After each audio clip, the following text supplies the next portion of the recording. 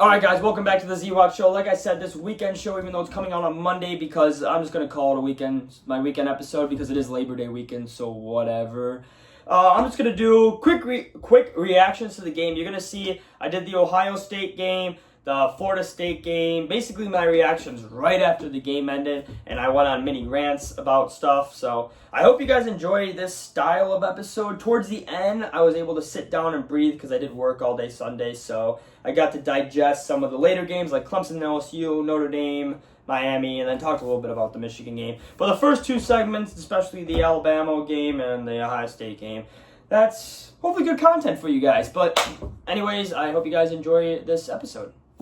It's time for the Z-Watch Show. It's the Z-Watch Show. It's the Z-Watch Show. Man, this guy knows ball. He knows everything. It's time for the Z-Watch Show. Alright guys, like I said, the weekend episodes that I'm going to do now, I'm going to post this one Sunday morning, so when you're seeing this, should be around Sunday.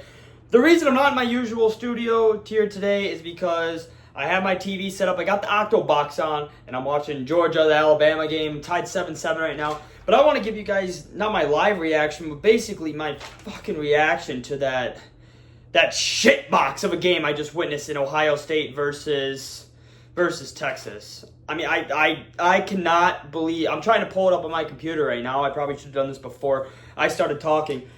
That game was fucking terrible to watch. I think I wasted, 3 hours of my life sitting here. I was sitting here in my underwear with my Green Bay Packers blanket that I've had since I was 5 when I was a Brett Favre fan. I mean, that game sucked.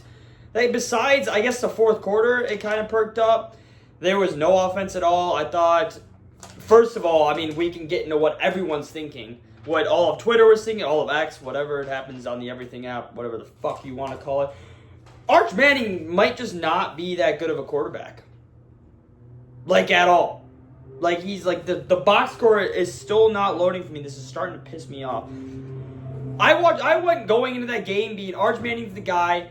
He's got the legs. He's a dual threat. He's clearly the Heisman favorite. I don't even want to check right now because the Wi-Fi is so slow. But he was so bad.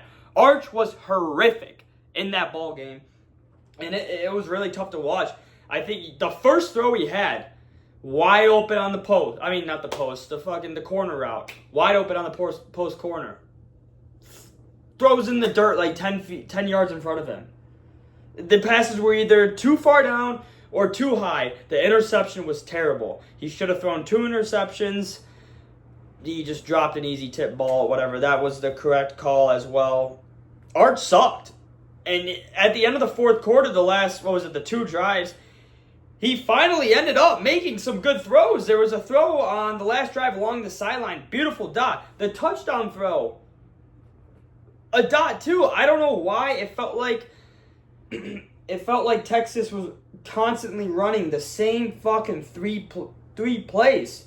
It was in shotgun, running back right next to him is either hand him off, pull it. It was just RPO. It felt like it was just RPO the entire time.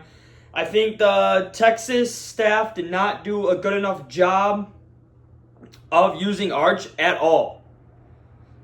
In terms of his legs. Where was the quarterback? Where was the design quarterback runs? Obviously, they tried in the red zone. That's when it's obvious.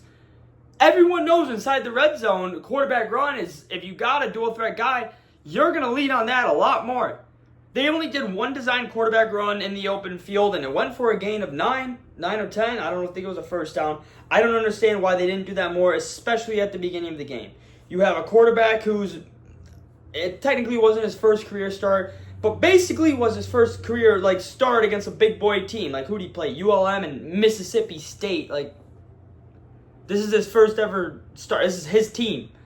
Back then it was Quinn Ewers' team, so it didn't really matter. There wasn't any type of pressure on him. He was just able to go out there and play freely.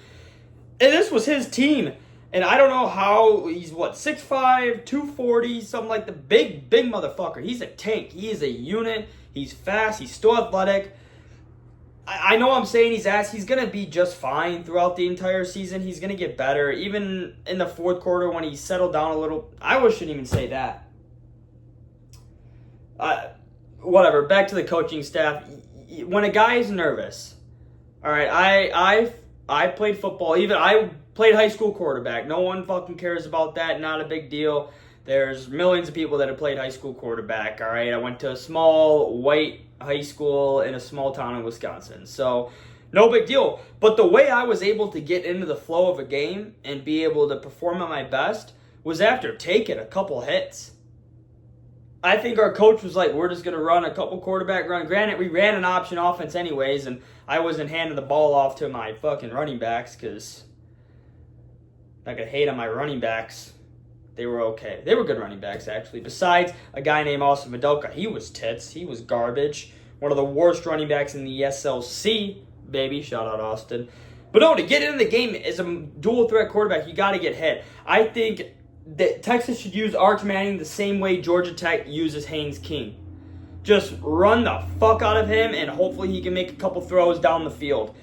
Those intermediate to short throws, Arch did not, I don't think there was a single accurate pass from intermediate to short that I saw the entire game.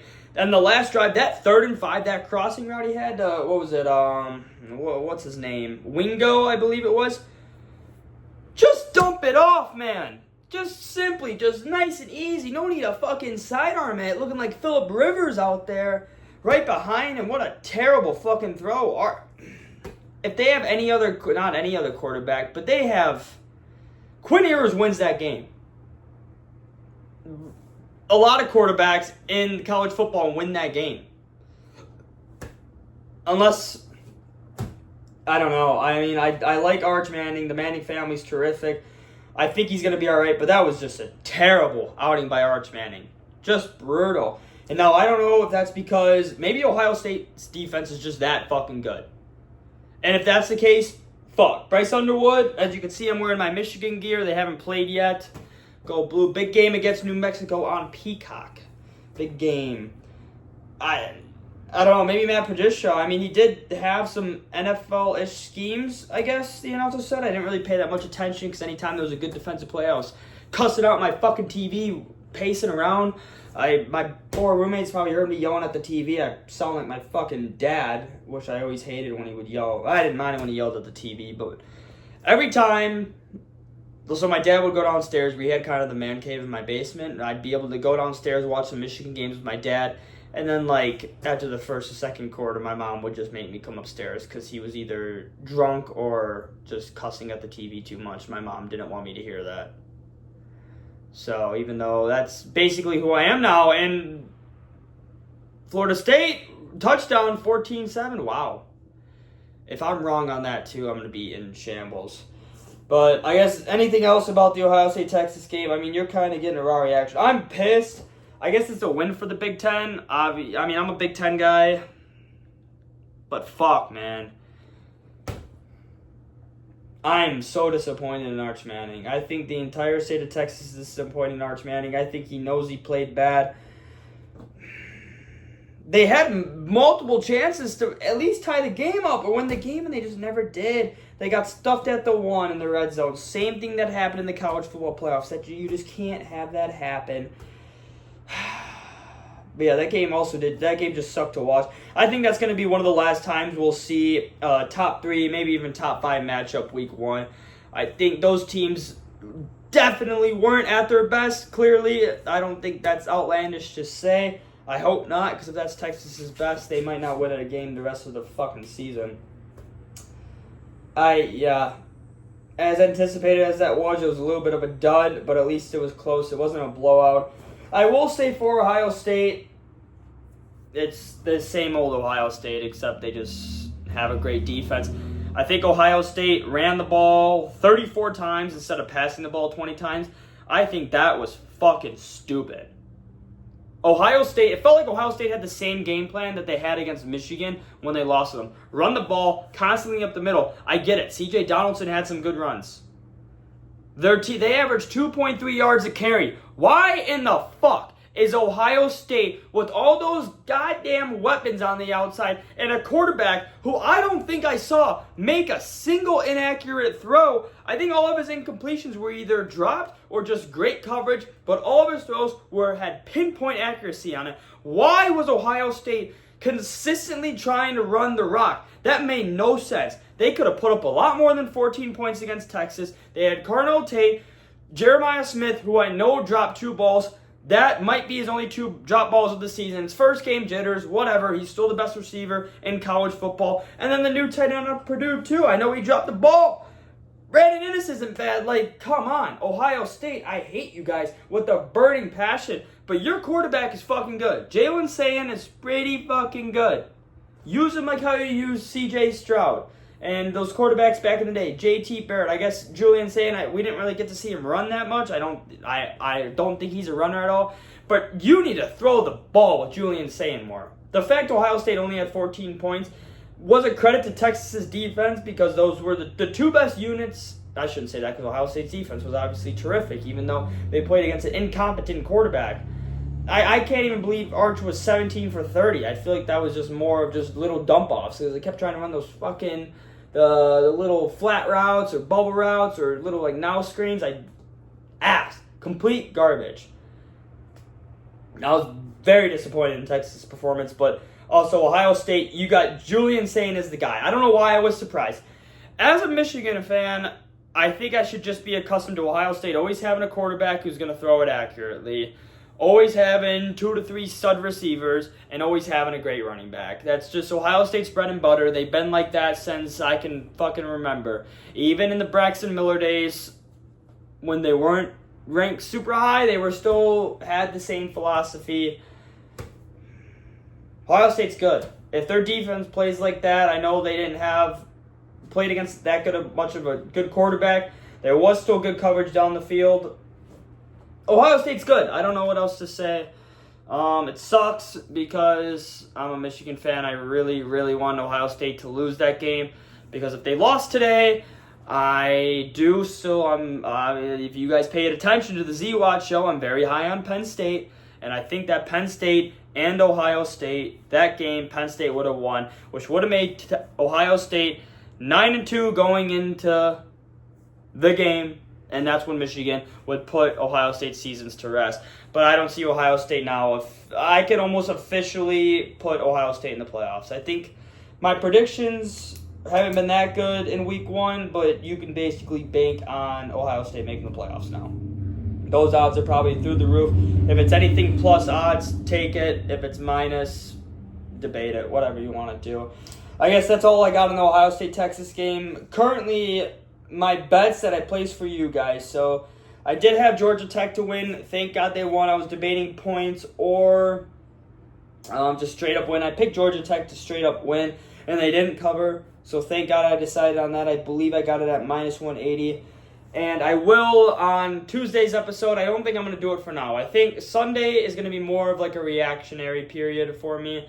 I kind of want to, after every single like section games, like the 11 o'clock games, 2:30 games, night games.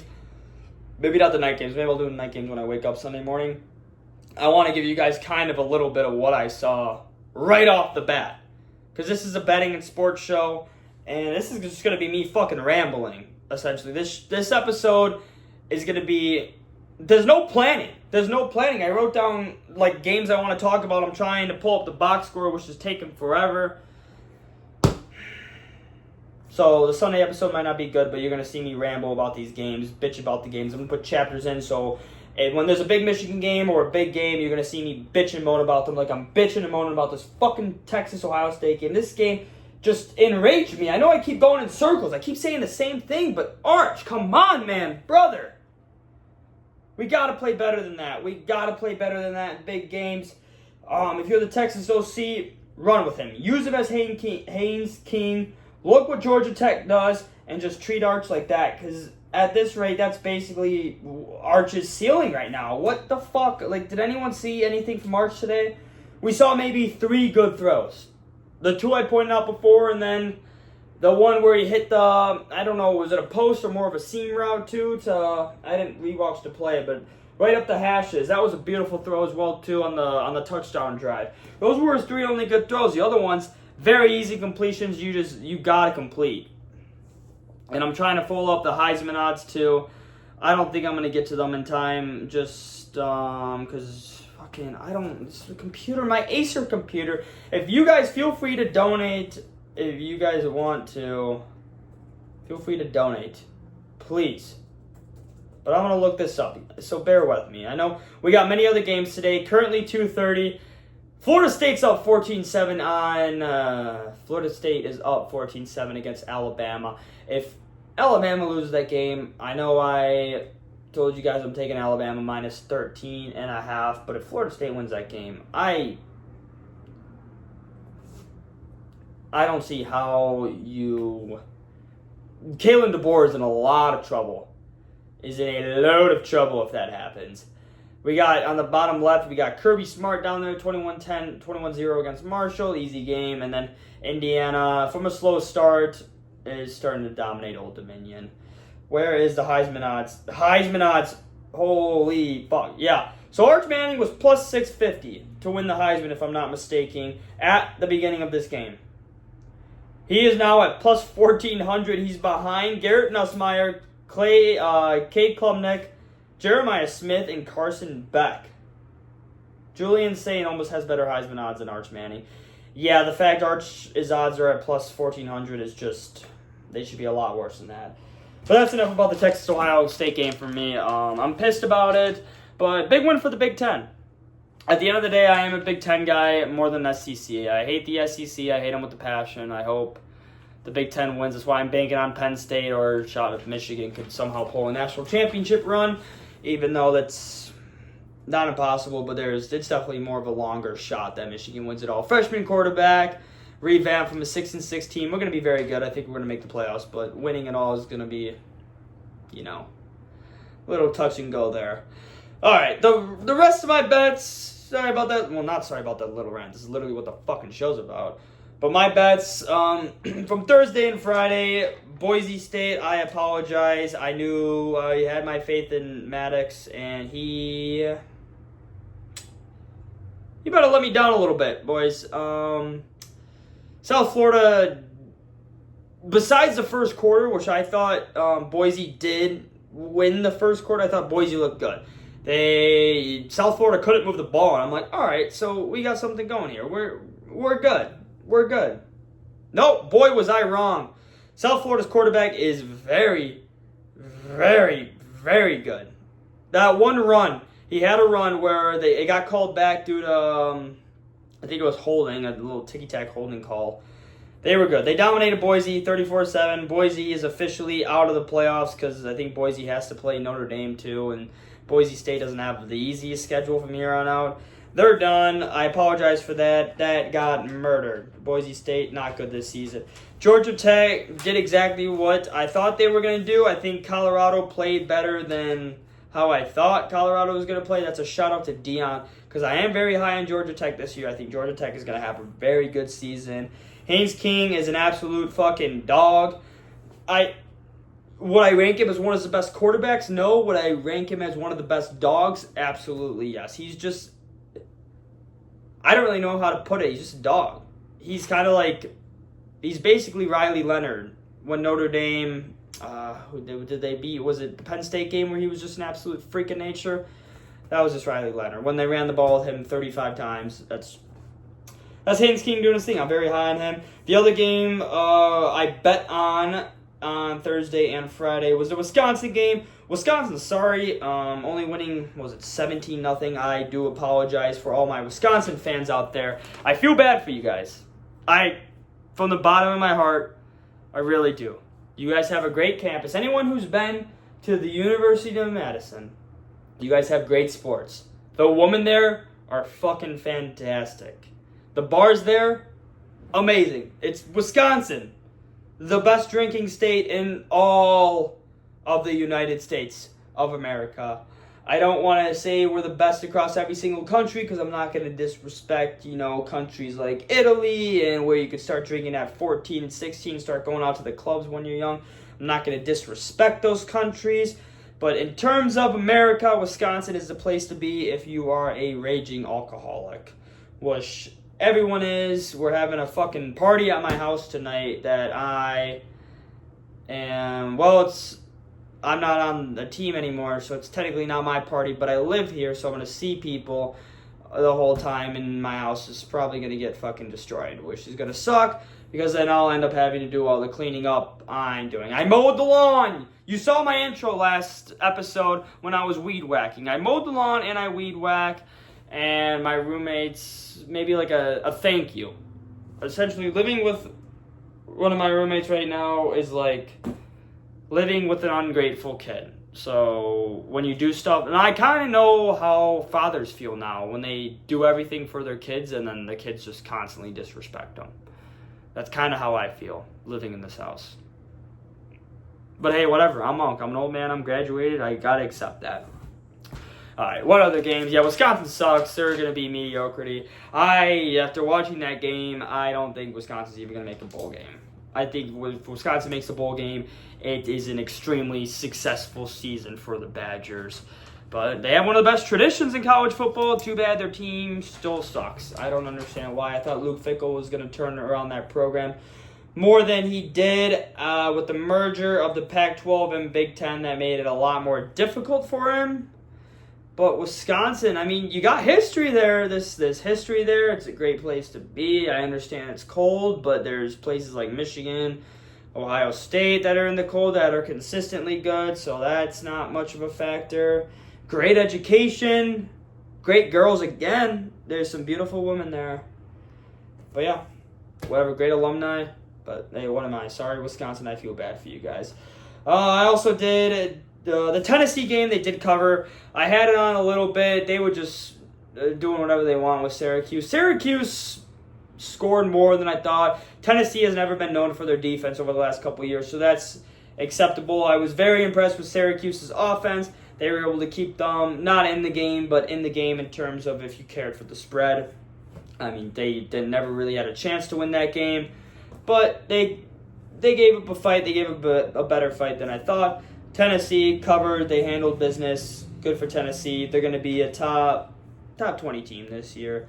I don't think Tennessee's going to make the playoffs, so nothing too special, but they're good. They're going to be up there in the SEC. Maybe if they win a big game, they have a chance, but it was as I expected, as I predicted in the last show that me and Austin did. And then the last game is the Nebraska game. They didn't cover, which, again, I apologize. I will have my betting record overneath my head and how much money you would have won or lost if you bet with me this week, which is not going to be good. For a guy who wants to make this a very popular betting show, I'm not doing a good job in week one. This is why I'm going to say this right now. I don't know my list, but in the top 5 of stupidest fucking things you can do with your money, betting on a football game during week 1 is top 5 stupidest things to do with your money. It might be over going to the strip club, but you can debate me on it. If you find 5 other things that are stupider than putting a lot of money on week 1 football games, be my guest and please inform me, because I don't know if you can name 5 other ones that are more, important or more stupid than betting on week 1 football games, because no one has a damn clue. Obviously, I'm the betting guy. I know what I'm talking about. I'm the number 1 betting show in Wisconsin. But in week 1 got me. Week 1 is currently kicking my ass. Like I said, Nebraska didn't cover. I didn't think they looked bad. Viola looked decent. I like him still. I still like Nebraska. I still think Nebraska could definitely make the playoffs with their schedule. But they didn't cover. Cincinnati wasn't terrible. Their quarterback was a lot better than I expected as being just a veteran. So shout out him. But yeah, that's it right now. I think I'm going to record. That's it for the weekend games, 11 o'clock games. There really wasn't much else that I'm missing in terms of the top 25. Let me take a scroll. I'll go through the top 25. Illinois dominated. No other games have really played yet. The games right now I'm watching. Florida State's up 14-7. I might do a little review on this later, but yeah, that's it for the weekend and Texas and Ohio State reviews. So I'll do a little transition, a little mixy transition into my next round. So see you guys then. I can't believe it. The SEC is dead. It's over with. It is no longer the best conference. It hasn't been the best conference in 2 years now. Michigan, Ohio State, Michigan, killed the SEC 2 years ago in Pasadena. Ever since then, the SEC's been damn near dead, and Florida State just fucking put the dagger to their heart and murdered them some more. Good night, SEC football. Holy cow. There's still 3 minutes left in this game, and Florida State's up 31-17. I cannot believe what my eyes are seeing. Castellanos from Boston College going to the worst ACC team from last year. Yeah, it's Florida State. But they were still had the worst record of last year. Yeah, transfers happen in college football. Yeah, you can improve your team a lot faster. Still the worst team in the ACC, the worst conference, recognizably in all of college football. Just killed Alabama. You know Nick Saban right now is in the green screen room, is in the break room, wherever the heck Nick Saban is right now, with a little smile on his face. They might as well change the name to the Alabama Nick Sabans. Because the Alabama Crimson Tide sure as hell suck. I mean, I kind of feel bad. Ty Simpson, he right now he's 23 for 43. I didn't think he played terrible. He missed some inaccurate throws. Couldn't throw on the run. He is an athletic guy. They couldn't. Alabama. You want to talk about a team. You had Mark Ingram, Derrick Henry, Trent Richardson. I don't know. All these great running backs from Alabama. All these great offensive lines where they're just pounding the rock on these teams. It's no longer funny what happened when the NIL comes out and people could start paying players. Wow. Just to raise some suspicion there. Did the SEC pay players? We don't know. We don't know who am I or not to confirm that. But we got some evidence now where it sure as hell seems that the SEC used to pay their fucking players. I mean, Alabama, 29 rushing attempts for 74 yards against the worst team in the ACC last year. Oh my God, Tommy Castellanos as Florida State converts another 4th and 1. They put in the 2-minute warning, and this game is officially over. They're going to knee it out. Oh my God, I want to turn up the sound, but I can't because I started recording. Wow. All that trash talk by him came off. What a performance from Castellanos. 9 for 14, 152 yards, 11 yards per attempt.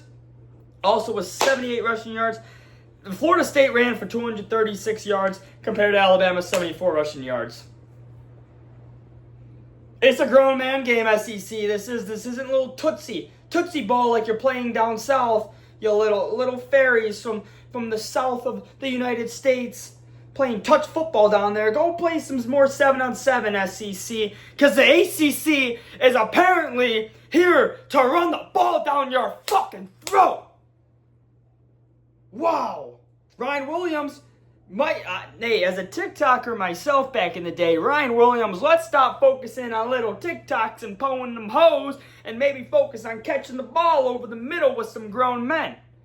Should have been outside with more grown men, learning some physicality, but he was getting, little spicy and physical with them ladies this summer. I don't know what else to say. That's kind of my review on the Alabama-Clemson game. I mean, Florida State, to get real talk about football, I watched most of the game. I didn't watch it all. I wanted to get Qdoba, and I had to help set up, I had to clean. I got responsibilities around the house. But real football talk, besides just me clowning on the downfall of the SEC, which is just so fun, and I love it. I've been not an SEC guy. I like teams from the SEC, but the whole conference, I'm a Big Ten guy. Look at the fucking jersey, baby. Yeah, it's a basketball jersey, Trey Burke. Who cares? Go blue, baby. Game's about to start. I'm so excited. But Florida State dominated the game. Like, damn near from start to finish. Alabama sort of clawed back. I'm just looking at the team stats now. I haven't looked at that. Alabama was 6 for 17 on third down compared to Florida State. Alabama was 5 for 11 on third down. Alabama, 2 for 5 on fourth down. Florida State converted them all, 2 for 2. They barely had more total yards, but who cares when the rushing yards was that much of a disparity? I hate to bring this up, and I know you guys are probably sick of listening to this, but Michigan, Ohio State, there's a reason this team has won since post-COVID. We haven't lost post-COVID. Why? Because we dominate the rushing yards. We dominate the physicality at the line. And that's what Florida State did. Norvell had balls going for it on fourth down in certain situations. The turnover battle wasn't, it was just the physicality and the rushing yards. I know me and people in my generation, or even people a little older than me, because Nick Saban's been that great for that long, are not used to seeing Alabama get out physical the way it was today. And I am in utter disbelief. Like I said, thank God no one watched my week 1 betting shows. I know a lot more about all these teams now heading into week 2 for bets, because my God, do we learn a lot.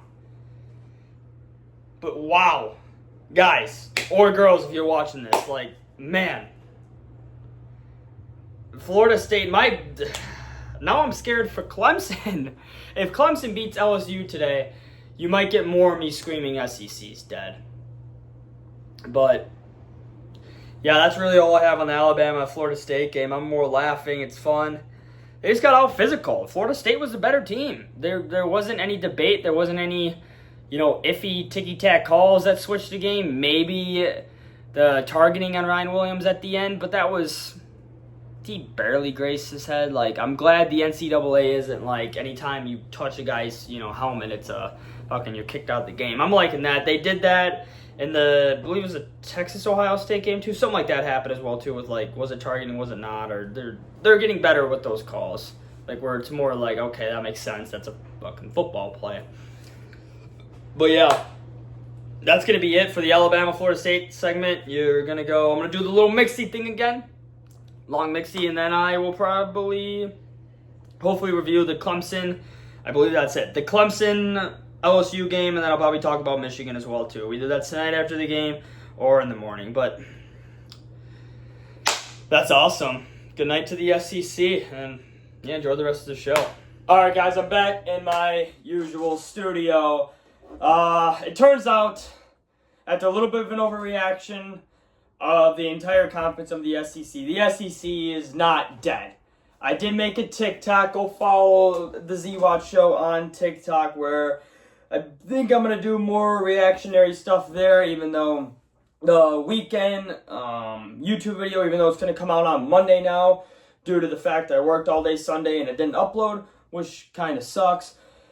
But SEC is not dead. I should say Alabama's dead. I should have switched SEC to Alabama. Alabama's dead, man. You guys saw my rant. You guys listened to it. That's Alabama Nick Saban. But for the LSU stopped me from dancing on SEC's grave. Because if the SEC lost every big game that they played, I might have jumped off my roof thinking I could fly. Like, that's how excited and happy I was at the SEC downfall. Big Ten guy here, hate the SEC. But the LSU-Clemson game, the one thing, I might have been wrong about how great Clemson was. I don't even know why I'm stuttering right now. Due to the fact that Cade Klubnik is just not that guy. He's not that guy. I had hope for him coming into his senior year. He's played good his entire career. Like I said, he's had an above-average college quarterbacking career. Clearly, he's the quarterback for a great program like Clemson. But he was 19 for 38, threw for 230, and no touchdowns, 1 interceptions. Did he even run the ball? No, he ran the ball for 1 yard. He didn't play good the entire game. Like, you could tell there was a clear difference between Nussmeier and him. I am shocked LSU didn't win by more than they should have. I think LSU kind of dominated most of the game. Even just in yards. Clemson only ran for 31 yards on 20 attempts. That's not good. That is not a formula that's going to win you a football game ever. You can't really name many teams that have rushed for 31 yards or less and that have won a college football game. There's not many. That doesn't happen. I'm not going to say ever, but damn near all the time. Garrett Nussmeier looked, out of the three big Heisman contenders, he looked to be the best quarterback out of those three by far. He's good. Garrett Nussmeier is a very, very, very, very, very, very good quarterback. I'm happy that Brian Kelly finally was able to win his first Week 1 game in, the last 6 years, or since he's been at LSU at least. I mean, the guy's been terrible. As much low scoring as it wasn't terrible. Just teams didn't execute on third down. The best third down percentage was LSU at 4-for-11. That's not going to cut it going into SEC play, even though I've been dancing on their grave. Realistically, the SEC is still a good conference. It's not as top-heavy as, say, the Big Ten is anymore, which is insane to me, because I used to argue the Big Ten was just deeper. Like, the middle of the pack teams were the middle of the pack. Like, they were just solid, good teams. 8-4, maybe 9-3 some years, 7-5, just going to run the ball down your throat, play some good defense, punt the rock inside the 20, that type of ball game. But now it's kind of flip-flopped. It's kind of flip-flopped with all this NIL stuff. I'm even looking, besides just what my eyes told me, which LSU deserved to win the game. They were the better team. I feel bad because I thought Clemson was going to dominate. Clemson's defense didn't play terrible, no matter how good Nussmeier was. Yeah, I think it is safe to say that the LSU Tigers saved the face of the SEC on Saturday. I don't think that's crazy to say at all. You had Alabama losing. You had Texas losing, even though they're brand new to the SEC, and I still look at that team as a Big 12 team. But you had two of the four best teams in the SEC losing their big games. Now, Georgia, walk in the park. If they lost that game, that would have been not okay. Not okay at all. And then LSU kind of saved face of the SEC by beating Clemson. So shout out Brian Kelly. Brian Kelly might be top 3 coach in the SEC, huh? What? Start the argument, start the debate. All right, after the LSU-Clemson game, there are many other games that I really wanted to talk about. The two important games was Alabama's dead against Florida, which you guys saw me go on my rant, and then Texas versus Ohio State was the big game. This show right afterwards is going to be more of a reactionary period. I'm in my studio here because I didn't have time to do any reactions to the game, so the back half of this episode is going to be a bit of a fall-off in terms of how genuine and happy I was in the first, 30 minutes of this show. But yeah, we had Notre Dame, Miami Hurricanes. Again, I was wrong. I've said this in the show. I'm betting on Week 1 games. You don't know how great a team is until they actually show up and play. So my betting is going to be absolutely terrible. Sorry. My betting is going to be, when I show you guys the stats on my Tuesday show, it's going to be bad. It is not going to be good. I'm not excited at all. Notre Dame, I think Notre Dame's going to be fine in terms of the entire season. This was a good game now. Notre Dame showed some heart and fight in the last. CJ Carr, he's good. His first career start in Miami. Now a true freshman. Is he a true freshman? As a freshman, he did pretty good. I expected a little more out of Jeremiah Love. They only gave him 10 carries, which I guess the flow of the game, they didn't have that as many plays as Miami did. Miami controlled the time of possession. Jeremiah Love was essentially sort of a no factor in that game. You can't give the ball to your best player only 10 times. I know he had 4 receptions too. You cannot have your best running back only have 14 touches in the game. That was a mislapse in judgment by Marcus Freeman. Now for Miami, I was wrong. I want to say hand up right now, I was wrong about Carson Beck. As much as I hate on Carson Beck and laugh at him, he's an ugly son of a bitch who cheats on his girl. He's got a good football IQ.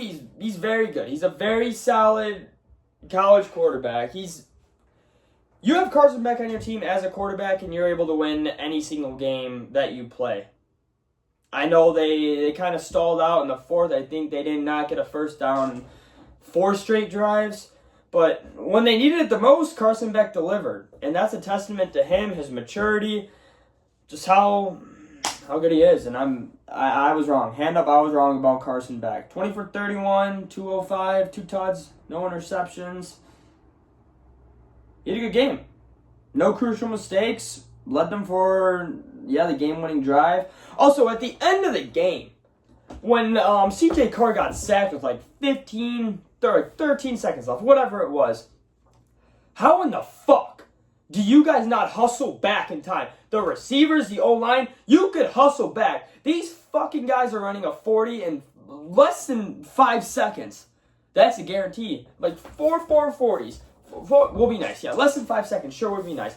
How in the fuck do you guys not get set for a Hail Mary at the end of the game? That was a pathetic lack of effort by the Notre Dame receivers for not getting set and not being aware of the clock as well, too. Terrible clock management down the stretch by Notre Dame. When they did the 10-second runoff, too, the ref's on my signal, we'll start the clock. On his signal, he did. The clock did start. And all you see is the clock just go ticking down. You waste 5 seconds before snapping the ball. That's terrible. I don't know why I see that so much in college football. The ref clearly tells you should be going over this in practice. There should be situations with this happening. Right when the clock starts, that ball should be fucking hiked. Everyone knows the play. What are you sitting there waiting for? Get the fuck lined up. And when your quarterback gets sacked at the 2 minutes, hustle the fuck back to the line. I could not believe how lazy the Notre Dame offense was in the last 20 seconds of that ball game. I get it. You probably aren't completing that Hail Mary either. The game was probably over. But you never fucking know. You have seen plenty of evidence with just insane endings, Hail Marys, shit like that happening in a football game. You hustle to the line and get another playoff. I thought that was absolutely pathetic by Notre Dame, and they need to, run some fucking suicides or something for that lackluster of effort at the end. I mean, if I was a Notre Dame fan, I was starting to yell at the TV. I'm like, what the fuck are you doing? Get back. If I was a Notre Dame fan, I would have been absolutely livid. These guys are getting paid fucking hundreds of thousands of dollars now. Hustle your fucking ass to the line and run another play. Alright? I get it. You had less than 1% chance to win the game, but I don't fucking care. Hustle line, you never know. That's my big point from the Notre Dame-Miami game, because that part sort of pissed me off. Anytime I see laziness, it just pisses me off on the football field, but that's just me. But no need to panic as a Notre Dame fan, besides the lack of effort at the end. No need to panic. Notre Dame's going to be just fine. They could still have 2 losses and make the college football playoffs. Carson Beck's better than I thought, just more mature. Good for Miami. I'm glad they got a top 10 win. Miami, over the last couple years, historically just doesn't win these type of games. So I'm glad Miami is back. And then there's really no other games that I really want to talk about. I know I'm a Michigan fan. Bryce Underwood, he's good, guys. We got our guy. We have our fucking guy. Ladies and gentlemen, Bryce Underwood, Heisman in the next couple years. Actually, I don't think he's ever going to win the Heisman just based off of how Sharon Moore wants to play football. I mean, there were times when I'm just like, let the man sling it. Let Bryce Underwood go. Just let him have his fun. And it's Michigan football. We're going to run the ball. We're going to get 4 or 5 yards of carry. We're going to do that type of stuff. The Alabama transfer, Haynes, he had, I have it right here anyways. Yeah, 16 carries for 160, about 10 yards of carry. Yeah, 3 touchdowns. Jordan Marshall's kind of our bruiser. He 11 carries for 29 yards. Whatever, he gets tough yards. I love him as a second back. I thought Samaj Morgan, at the beginning of the game especially, looked really good. Besides a muff punt, he looked just better. He was actually catching the ball like last year. I swear to God, every time we threw to him, I'm like, this guy's either going to drop it or nothing great's going to happen. I was happy for him. We found a good tight end in Marlon Klein. We carry on that tradition of having great tight ends. I'm not going to say Michigan is tight end you, but I don't remember a Michigan football team where we haven't had good tight ends, or at least solid to above average tight ends that just get the job done. Now, Colson Loveland was the best Michigan tight end in a really long time, but every single time, like, we just know how to use our tight ends. We love 12 personnel. We love all that stuff. But my main concern for this game, even though it was 34-17, I expect perfection from Michigan. At the end of the first quarter, we had a 4th and 1. Sharon Moore, if you're listening to the Z-Watch show, we got to stop playing with our food right there. We're getting 6 yards of carry. We were easily getting 2-3 yards of pop whenever we wanted to, and that was at minimum. It's 4th and 1 in midfield, and you got to fucking go for that. I think the game was, 14-0 at that point, or something like that. Yeah, it was 14-0. Just quit playing with your food. Go for it. Go down, score a touchdown, go up 21-0. Because New Mexico did make a little bit of a comeback, which I wasn't scared or anything, but, like, come on. No need to play with our food and give them hope. New Mexico, by the way, great coach team. Their quarterback played a hell of a game. He was getting attacked, abused. He had no time to throw. Jack Lane is a very good quarterback. He should be very proud of the performance he had. Stat-wise, like, watching the game with my eyes, I was like, this dude is a dog. He was making some good throws. Yeah, he's not a power 4, not power 5 anymore, power 4 quarterback. But 31 for 47, 208, he had 3 interceptions. That doesn't tell the full story of how well he played. That dude was a dog. I would love to be a quarterback for a guy. They had fucking Dorian Thompson who just kept killing us. I thought, watching the game, I would have thought he had like 150, 200 yards, 20 receptions. He had 10 receptions for 71 yards and 2 tuds. For the guy who was the biggest focal point, come on. We're a Big Ten team. We can't be doing shit like that. But yeah, that's my sort of first reaction of Michigan to... I'm excited for Bryce Underwood. He's very good. We're going to be good this year. We win a national championship. My heart tells me yes. My brain tells me probably not. So I guess we'll see. But like we said, we don't really know much. Non-conference games. I said the first week is tough to bet on, tough to judge. The non-conference schedule is kind of tough to judge too, because these teams have never played each other. They are still figuring out who they are. And then once you get into conference play, you normally know who you are. You've played these teams before. You have your system down. You're ready to ball out. The good teams normally kind of separate themselves from the mediocre teams, and the mediocre teams separate themselves from the actual bad teams. You don't know after week 1.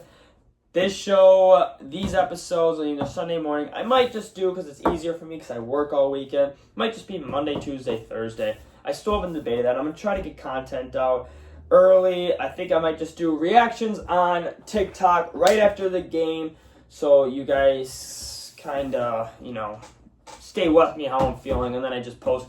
Monday are going to be most of my overreactions, and then Tuesday is going to be like, hold your horses here. Hold your horses is how we should really be feeling.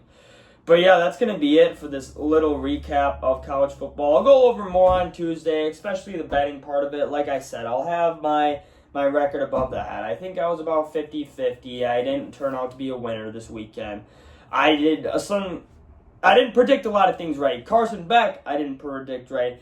Alabama showing up to play a football game, I was incorrect about.